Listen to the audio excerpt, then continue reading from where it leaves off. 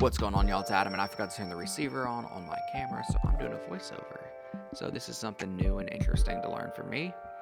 And what you're seeing is me use the A7 III and the 85mm because I wanted to talk about how even though this camera's about to be 6 years old, it's still one of the best out there. You see, I know the new cameras come out and everybody always wants to upgrade, or you see all these videos about why you need to buy this camera and what you should get and this and that. Well, while upgrading's never bad, you use what you have. So right now I'm going to show you some videos of the A7 IV, and one of the first things you're going to notice is I'm going to color grade all the same. I tried to keep everything the same, settings, all of that, so we're going to see. So right here is the 8-bit video. You see the A7 III only shoots in 8-bit, doesn't do 10. This is more 8-bit video from the A7 III. Obviously you can kind of see that it's not focusing the best. I had it set to 1.8 and I had it in autofocus mode, which is great for photography, but I was standing back away from Jackie in order to let him be able to record his videos. So you're gonna be able to see just how the 8-bit image looks compared to the previous image and the next image that is gonna be 10-bit, which is what the A7 IV video's in. So obviously there's going to be a difference between the two, but if you're just starting out and you're like me and you're trying to learn videos, there's nothing wrong with having that 8-bit, right? But if you're more seasoned or anything like that, yeah, you definitely want that 10-bit for the more dynamic range. And the colors, we have a little short we did where I asked Jackie what's the difference between the two, and if you want to check that out, you'll get a little crash course in it. But now we're getting back into the A7 IV, and you can kind of see, the difference, right? The color difference, and how the colors got pulled. So I think that's one thing to consider when you're deciding about upgrading or staying with the A7 III, or deciding if you should get the A7 III. You see, there's a lot of different little things with the A7 III that I actually really liked when I first bought it.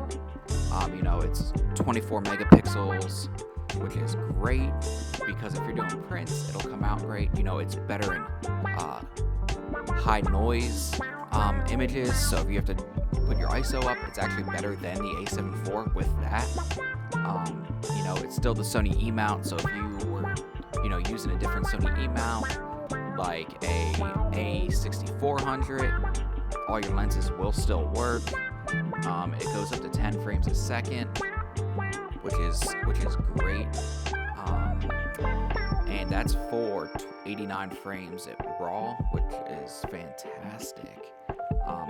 And it does 4K up to 30 frames a second, and then also it does 8-bit recording, which we were just talking about.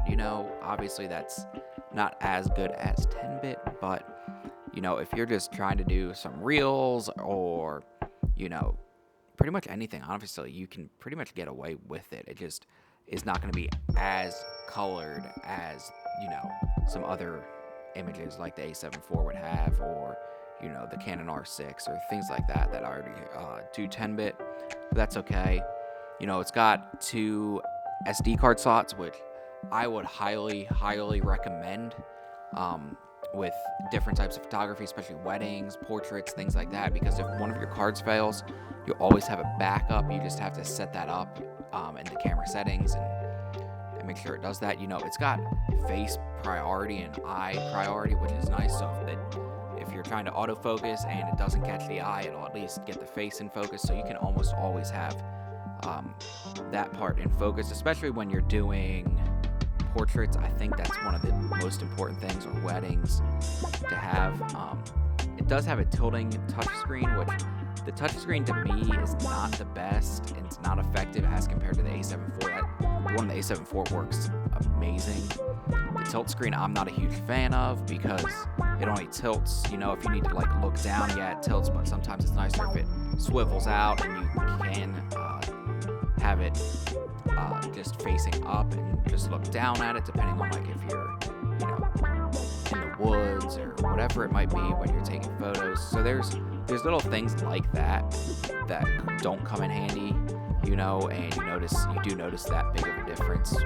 But I think, you know, for a camera that you can get for sub $1,000, especially if you look on Facebook and places like that, you know, sometimes you can snag a deal for about $800 for them, because some people just want to get rid of them and, you know, invest that money back into, you know, another lens. So I would say see if you can find a deal on it.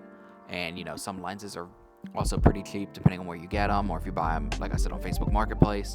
So, you know, you could get a decent setup for about $1,200 and get started and, you know, go for it. So just take a look at it. Now, there are some things, right, if you're comparing it to the A7 IV, right, like it doesn't have as many focal points, the color depth isn't as great, things like that. But those are things that when you're starting out that don't matter, right? You just need to get a camera and you just need to be out there taking photos and learning, having fun. So just check it out and, you know, watch some other reviews on it.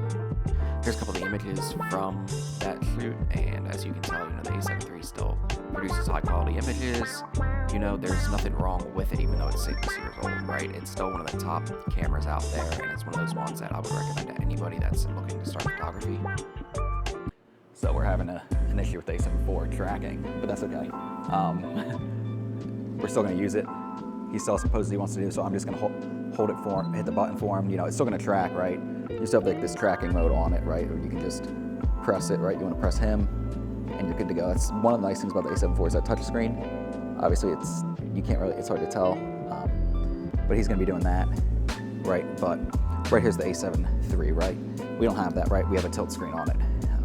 It's still a great camera, right? I have the 85mm on here, 1.8, and this is probably one of my favorite portrait lenses I use, just because it gives you good compression.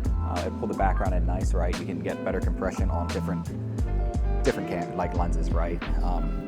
Now there's different ones you can use, like the 135, but 85 on the A7 III, I mean, it's gonna run you maybe $1,300, depending on, as long as you buy used, right? Which I'm gonna beat that in, is buy equipment used. You know, it's not a big deal, it's not a scary thing, as long as you know what you're looking for. But the A7 III is just like a sweet little camera, right? You know, I'll turn it on. All you're gonna really see is like part of this studio, right? But you've got your custom buttons, 1 and 2. You can change these dials, right? You to customize these if you're doing video, which I think is really nice, right? If you want to shoot 24 frames a second, then switch it to 120 or crop at 60, you know, when it's shooting 4K. You have your manual mode, and then you have another custom button. This is one of my favorite custom buttons right here, and that is custom 3. I changed that to Super 35 mode. If you don't know what Super 35 mode is what a lot of Sonys have, where it'll put you in to crop sensor mode, so you get a little extra reach, right? So it's gonna push you, you know, say you're using like a 24-70, you know, that 70 reach is gonna be, you just times it by like a 1.25, I think it was 1.5, I might be wrong. It's 1.25 or 1.5? Crop sensor mode. Crop sensor mode on your camera, 1.3, I think it's 1. Neither of us know, and I shouldn't be doing a video when neither of us know, but that's okay. We're confused him.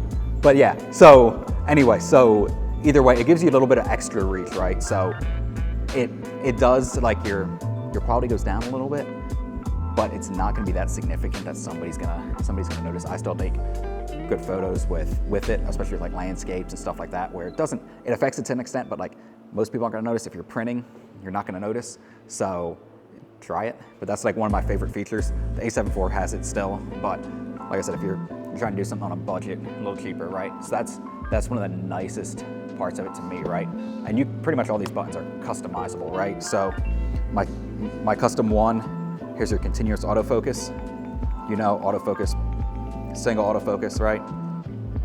Custom 2 is so I can figure out where I want to different areas to focus in on. Here's your center, you know, here's your flexible spot, so I can just move it around. You can see it moving on the screen.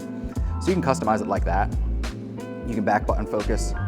There's a lot of different things. You can customize these ones, like the AELs. The AEL button you can customize, right? You can customize the wheel, which is my favorite, because you can just have it customize your ISO and go from there. And I know it's not like it's not everybody's favorite camera, right? It was good. It's 6 years old now, but if you want to buy a 6-year-old camera that's still fantastic, still what I think is one of the best on the market, I would go ahead and take a look at it. You know, yeah, it runs higher than if you're buying like a DSLR, but if you want like a decent mirrorless, give it a shot. And you have a little bit of extra money in your budget, go ahead. But if you don't have that, go ahead and buy like an A7III, or buy a DSLR. There's nothing wrong with DSLRs. But if you're looking for like a mirrorless or want to just start shooting mirrorless, I would say this is a good starting point. And like I said, we'll show you some images I took from while Jackie was in here changing his outfits around and doing some stuff, and you'll see what I'm talking about, why it's still one of the best out there.